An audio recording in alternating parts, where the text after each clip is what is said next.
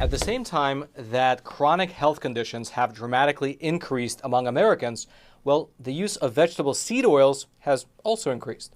In fact, it's gotten to the point now that seed oils have essentially become ubiquitous in the American diet. Quote, vegetable oils are ubiquitous in restaurants and fast food and packaged food, including bread, crackers, cereal, granola, chips, dried fruits, salad dressings, mayonnaise, sauces, fried foods, ice cream, baked goods, and other snacks. Vegetable oils now account for 20% of our daily calories, which represents the greatest increase in sources of calories in the last 100 years, since the globalization era began. And it really is the case that when you look at the rates of things like diabetes, hypertension, obesity, dementia, as well as many other different chronic health problems, the surge in incidence rates truly does parallel the increasing use of seed oils in the American diet. Now, that of course could be a coincidence. There might be something else behind the scenes leading to all these problems, some underlying cause.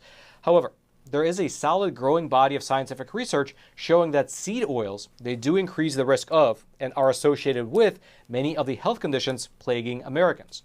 And just to be clear, when I say seed oils, I'm specifically referring to things like these: canola oil, corn oil, grapeseed oil, rice bran oil, soy oil, sunflower oil, safflower oil, as well as cottonseed oil. These are all examples of ultra-processed oils that are potentially, despite their ubiquitous use in the American diet, toxic to your health. And the reason for why that is, well, it was explained very succinctly by Dr. Simon Godek, a doctor and researcher over in Brazil. He laid out how the extraction process for these vegetable seed oils, they involve several unnatural methods, such as the use of high heat and chemical solvents, which leads to oxidation and the abundance of trans fats. He specifically laid out how omega-6 fatty acids, which are abundant in these vegetable seed oils, can cause a myriad of problems, such as chronic inflammation as well as autoimmune diseases. Here's specifically what the doctor wrote. Quote, unnatural extraction process. Unlike coconut or olive oil, which can be extracted through pressing, seed oils like canola, soybean, and corn oil require unnatural methods for extraction. They undergo processes involving high heat and chemical solvents like petroleum, leading to oxidation and the formation of trans fats even before they reach your kitchen. And indeed, the way that seed oils are typically produced is that they are mechanically pressed with the use of high heat, and then they're processed with chemicals, with the most typical chemical being hexane, which outside of seed oil extraction is otherwise used as an industrial cleaner as well as a degreaser. And despite the fact that it's been shown to have adverse effects on human health in general, well, there's a bit of a loophole which allowed seed oil manufacturers to not have to list hexane on the ingredients label. Here's how the NIH describes it over on their website. Quote, hexane is a solvent used extensively in the food industry for the extraction of various products such as vegetable oils, fats, flavors, fragrances, color additives, or other bioactive ingredients. As it is classified as a processing aid, it does not have to be declared on the label under current legislation. Very cool. Dr. Godek then goes on to chronicle how the rise in seed oil use parallels the rise in these chronic health conditions in American society. Quote, a modern dietary addition. Industrial seed oils are a recent addition to our diet, exploding in consumption from virtually zero in the early 1900s to 70 pounds per year per person today. This dramatic increase corresponds with a surge in chronic health issues, suggesting a link between seed oil consumption and modern diseases. Although again, while there is a growing body of research showing a correlation between the two, between seed oils and these chronic health conditions, it's always worth highlighting that a correlation does not necessarily mean that one thing causes the other. There might be some underlying factor leading to a spike in chronic health conditions aside from seed oils. Regardless though, the doctor continues in his next point to highlight one mechanism why one might be causing the other. Quote, omega-6 and inflammation. Vegetable oils are high in omega-6 fatty acids, especially linoleic acid, which is a precursor to pro-inflammatory echinocyids. These molecules can cause chronic inflammation and contribute to autoimmune diseases. The excessive consumption of omega-6 without the balance of omega-3 exacerbates these health issues. And as he mentioned there, it appears that it's the balance between omega-3s and omega-6s which is causing much of the problem. According to this analysis that you can see up on your screen, which came from researchers out of Missouri, quote, traditionally, the omega-6 to omega-3 ratio in diets was around 4 to 1 or lower. However, in contemporary Western diets, this ratio has significantly decreased to about 20-1, or even higher. This dietary shift can contribute to an excessive and sustained inflammatory response in the body, leading to chronic low-grade inflammation. And having your body be in this chronic state of low-level inflammation, well, that's been shown to be associated with both physical as well as psychological disorders. As just one example of this relationship, on your screen is a study from 2018 published in the Clinical Journal of Pain. And this study, it found that, quote, among adult participants with knee pain, those with a high omega-6 to omega-3 ratio suffered more clinical pain and functional limitation, as well as with higher experimental pain sensitivity and psychosocial distress. Furthermore, besides chronic inflammation, or perhaps alongside chronic inflammation, Dr. Godek then points out another side effect that consuming too many seed oils in great quantity can have. Quote, oxidative stress and cancer. Studies have shown that diets high in vegetable oils, particularly linoleic acid, lead to oxidative stress, mitochondrial dysfunction, and genetic damage. These factors are instrumental in promoting cancer, with some studies revealing a 4-fold increase in metastasis in diets high in these oils. Furthermore, aside from the cancer aspect, looking at all-cause mortality, here's what the doctor added. Quote, increased mortality rate. Over a 7-year study, groups consuming high amounts of vegetable oil had a 62% greater all-cause mortality rate compared to those with lower consumption.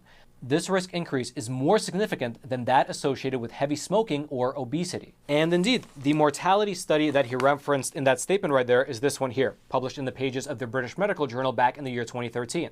And this study, it found that men who replaced saturated fats, which usually come from animals or other such sources, when they replaced those with omega-6 linoleic acids from vegetable oils, these men had higher rates of heart disease and even of death. Here is part of what the study's conclusion said. Quote, in this cohort, substituting dietary linoleic acid in place of saturated fats increased the rates of death from all causes, coronary heart disease, and cardiovascular disease.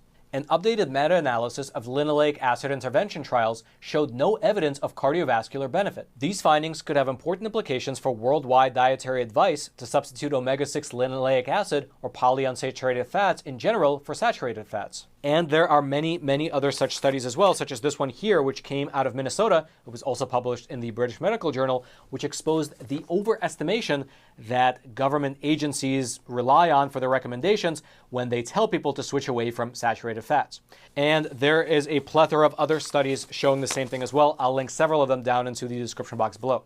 Now, having said all that about seed oils, in terms of a possible solution, well, for one, because seed oils have become so ubiquitous at restaurants, consider cooking more meals at home. And then at home, consider using more traditional forms of fat when cooking, such as tallow, ghee, and butter, as well as some vegetable oils that are not so highly processed, such as olive oil and avocado oil. And avocado oil in particular has the highest smoking point among all vegetable oils. And so in that sense, it really is good for cooking, such as sautéing or frying something up.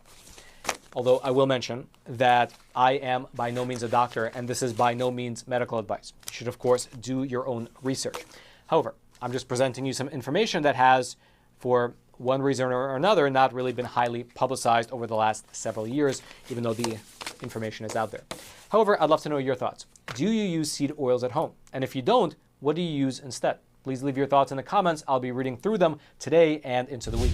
All right, I'd like to take a super quick moment and introduce the sponsor of today's episode, Gundry MD, which is an awesome company founded by Dr. Stephen Gundry, a cardiologist, a heart surgeon, as well as the director for the Center of Restorative Medicine. And Dr. Gundry's big thing is to educate the public about a certain condition called leaky gut, which according to his research is largely caused by a toxin that comes into people's bodies when they eat all of this quote-unquote healthy food, the exact types of food that they have been taught to eat by the fraudulent food pyramid. And by the way, just as an aside, outside of this ad, the food pyramid that's been pushed onto this country by the federal government for the last 5 or 6 decades is indeed quite fraudulent, but that's a bigger topic for another day. Now, leaky gut syndrome is something that millions of Americans experience every single year.